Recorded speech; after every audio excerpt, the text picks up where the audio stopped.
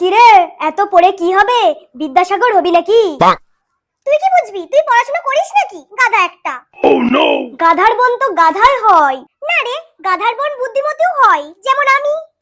শোন, আমার মাথায় যা বুদ্ধি আছে না, শুধু খরচা করি না শেষ হয়ে যাবে সেই ভয়ে, ঠিক আছে? তাই তোর এত বুদ্ধি আছে? তাহলে তোকে একটা প্রশ্ন করি, বল। কর। বল তো, রবীন্দ্রনাথের জন্ম কত সালে? কবে যেন ভুলে গেলাম, মনে পড়ছে না। 1861 সালে। এটাও জানিস না? ও, ওই জন্যই জানি না। তখন আমি জন্মেছিলাম নাকি যে জানবো? ঠিক আছে, এবার তোকে একটা প্রশ্ন করছি, তুই উত্তর দে। কি? আচ্ছা বল তো, ভালোবাসার ওজন কত? ভালোবাসার আবার ওজন? কি, আমি তো জানি না। জানি পারবি না। উত্তরটা হবে 80 কেজি। কেন তোকে বোঝাই? ভালোবাসা হয় দুটো মনে।